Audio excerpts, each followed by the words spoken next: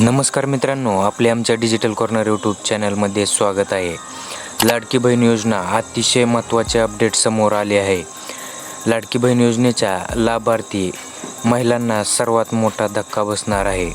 लाडकी बहीण योजनेचे अतिशय महत्त्वाचे अपडेट. लाडकी बहीण योजनेबाबत अनेक गैरप्रकार समोर येऊ लागले आहेत. या गैरप्रकारांना आळा घालण्यासाठी आता राज्य सरकारकडून कठोर पावले उचलण्यात येणार असल्याची माहिती समोर आली आहे. काय होणार नवीन बदल? पुढचा हप्ता येणार की नाही? कोणत्या महिलांना बसणार धक्का? याबद्दलची सविस्तर माहिती आज आपण या व्हिडिओमध्ये जाणून घेणार आहोत. त्यासाठी हा महत्त्वाचा व्हिडिओ शेवटपर्यंत नक्की पहा आणि असेच सर्व नवीन अपडेट पाहण्यासाठी आमचा व्हॉट्सअप ग्रुप देखील जॉईन करून ठेवा. मित्रांनो, व्हिडिओ सुरू करण्यापूर्वी आपण आमच्या जर डिजिटल कॉर्नर यूट्यूब चॅनलवर नवीन असाल तर चॅनलला सबस्क्राईब नक्की करा आणि असेच महत्त्वपूर्ण व्हिडिओ पाहण्यासाठी शेजारची बेल आयकॉन नक्की प्रेस करून ठेवा. चला तर मग व्हिडिओ सुरू करूया. राज्यात सध्या लाडकी बहीण योजनेची सर्वत्र चर्चा दिसून येत आहे. अशातच या योजनेच्या बाबतीत काही गैरप्रकार होत असल्याचं देखील समोर आलं आहे. काही पुरुषांनी महिलांच्या नावे आपले अर्ज दाखल केल्याची माहिती समोर आली आहे. तर काही ठिकाणी लाडकी बहीण योजनेचा लाभ घेण्यासाठी आपल्या बायकोचे 26 अर्ज दाखल केल्याचाही धक्कादायक प्रकार समोर आला आहे. या गैरप्रकारांना आळा घालण्यासाठी आता राज्य सरकारकडून कठोर पावले उचलण्यात येणार असल्याची माहिती समोर आली आहे. लाडकी बहीण योजनेमध्ये कोणत्या नियमामध्ये होणार बदल? सप्टेंबरमध्ये येणाऱ्या अर्जाची कडक तपासणी करण्याचा निर्णय राज्य सरकारकडून घेण्यात आलेला आहे.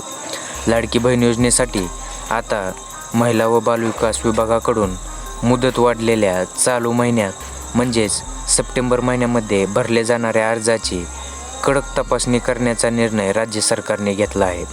या संदर्भात या योजनेसाठी वापरले जाणाऱ्या सॉफ्टवेअरमध्येही काही बदल किंवा काही अपडेट करता येईल का, जेणेकरून गैरप्रकारांना आळा बसेल असा विचार देखील सुरू आहे, अशी माहिती समोर आली आहे. सातारा जिल्ह्यात अनेक बनावट अर्ज भरल्याचे निदर्शनास आल्यानंतर आता राज्य सरकारकडून लाडकी बहीण योजनेमध्ये सर्वात मोठा बदल करण्यात येणार आहे.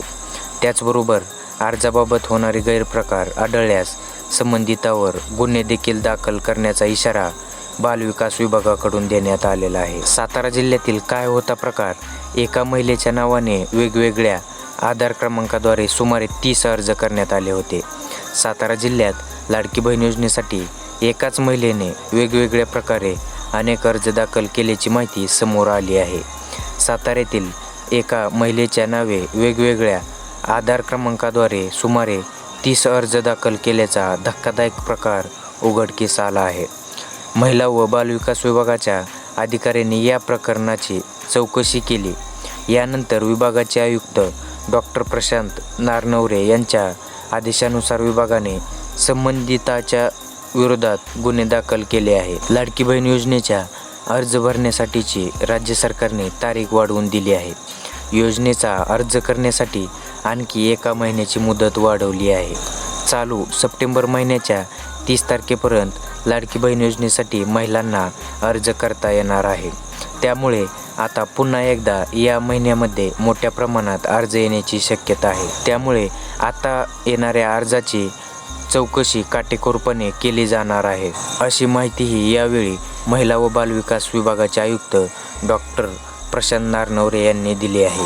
सातारा जिल्ह्यातील प्रकरणानंतर लाडकी बहीण योजनेमध्ये अनेक मोठे बदल होण्याची शक्यता समोर आली आहे. तर अशा प्रकारे आता अर्ज करणाऱ्या सर्व महिलांच्या अर्जाची कडक तपासणी देखील करण्यात येणार आहे. तर चला मित्रांनो, हे होते लाडकी बहीण योजनेसंदर्भात महत्त्वाचे अपडेट.